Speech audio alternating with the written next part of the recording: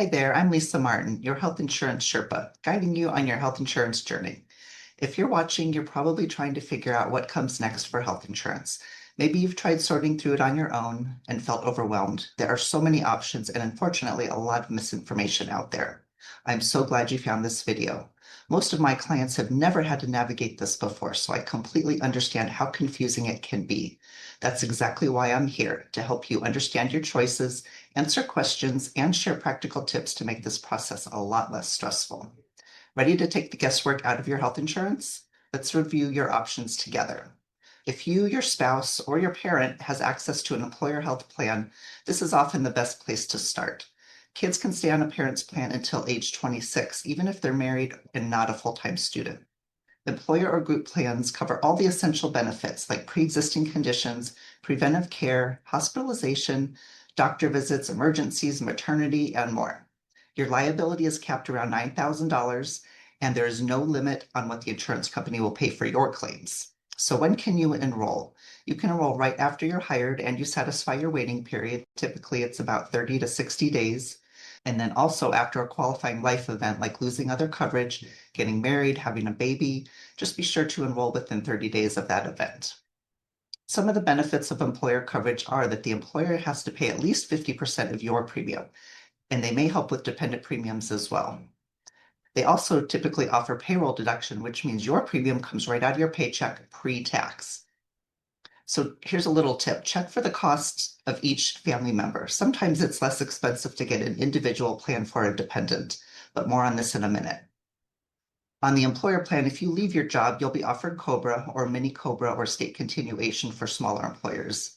This lets you keep your coverage for 18 to 36 months, depending on the situation.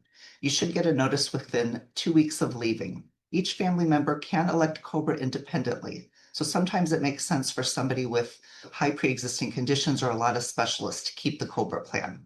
If you've already met your deductible or you're out of pocket for the year, COBRA could make sense also. Now, what if you don't have employer coverage or it's too expensive? Then I would say try the ACA Marketplace or HealthCare.gov. That's what we use in Arizona. And that is one of our specialties. With 22 years of experience in the Arizona health market, I've seen a lot of changes since the beginning of the ACA, the Affordable Care Act.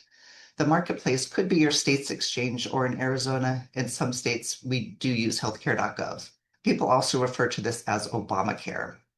So who is this for? It's typically for the self-employed, retirees, a student, unemployed, or maybe somebody whose job doesn't offer health insurance. Then the ACA is a great option for you.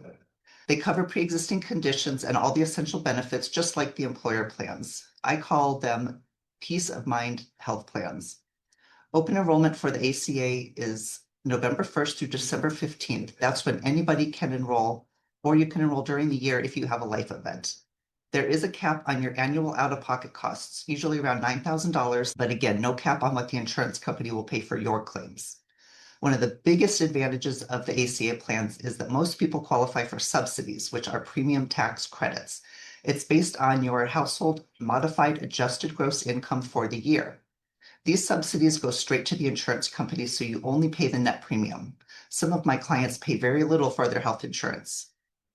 So if you're shopping in Maricopa County, we have over 100 plans. Each company has a different network, different drug list, and some have a requirement for referrals. For safe, no pressure shopping, you're welcome to use my Health Sherpa site. What other types of insurance are available? There are short-term or gap plans that are available year-round for up to 4 months maximum. They don't cover pre-existing conditions or maternity. They offer minimal preventive care, so they're really best for temporary gaps and not a long-term solution. You may have heard Health Share or Medi-Share plans too. These are not insurance, so there's no guarantee that claims will be paid. They also have some exclusions and limitations to their coverage. Another type of insurance is a supplemental insurance called indemnity or a cash pay plan. They can add coverage, but they don't replace true health insurance. The last option is a state health program. In Arizona, we use Access. That's AHCCCS, or CHIP for kids. It's free or low-cost coverage for low-income individuals. You can apply anytime during the year, and decisions usually take about 30 days. So are you still feeling overwhelmed?